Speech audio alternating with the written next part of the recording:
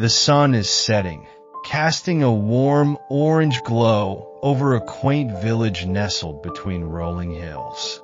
The chirping of crickets begins to fill the air as evening settles in.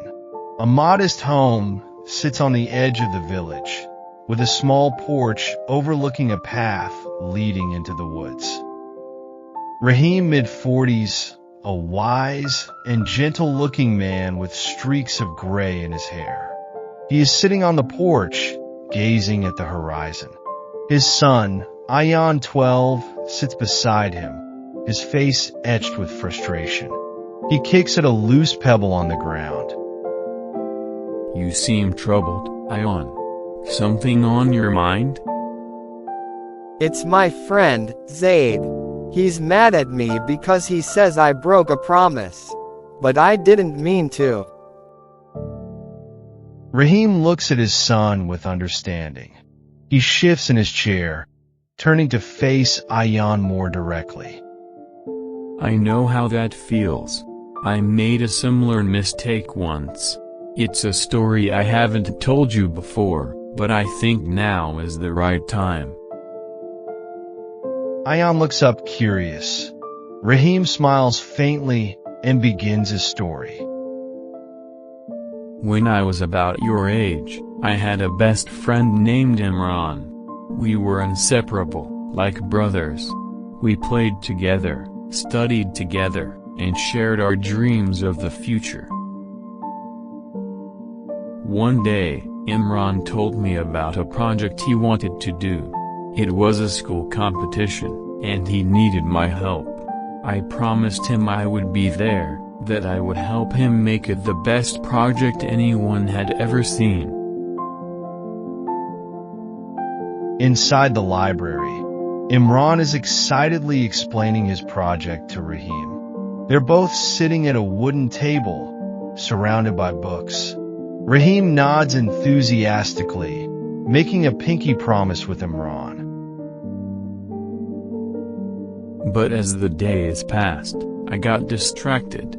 Other friends invited me to play, to explore, and to try new things.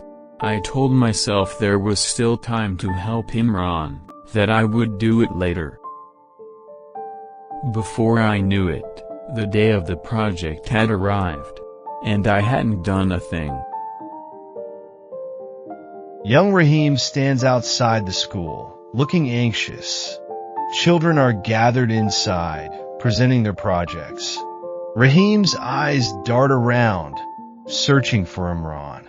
He spots him inside, setting up a project by himself, looking disappointed. Rahim slowly enters the classroom. Imran looks up, his face filled with a mix of hurt and frustration. The project is incomplete, and other students are already showing their finished work. Rahim approaches hesitantly. You didn't come. You promised. Rahim opens his mouth to speak, but no words come out. Imran shakes his head, turning back to his project, his trust in Rahim shattered. I had let him down. Our friendship was never the same after that. I had broken his trust, and no matter how many times I apologized, the damage was done. Ayaan, promises are powerful. They're not just words, they're commitments. When you make a promise, you're giving someone your word, your bond.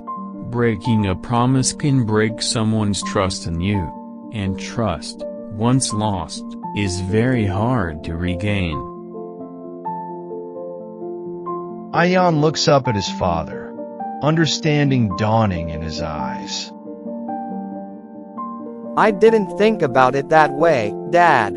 I just got busy with other things. I didn't realize how important it was to Zaid.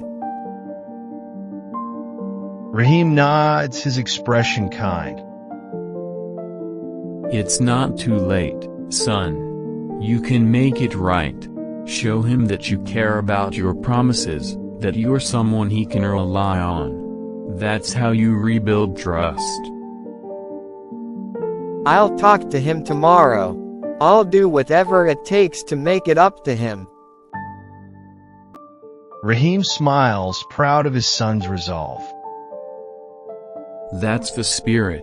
Remember, being a person of your word is one of the most important things you can be. It shapes your character and earns you respect. The next morning, Ayaan is seen running down the village streets, determination in his stride. He approaches Zaid's house, and with a deep breath, knocks on the door. Life will present many challenges, Ayaan. But if you approach them with honesty, integrity, and a commitment to your word, you'll find that you can overcome anything.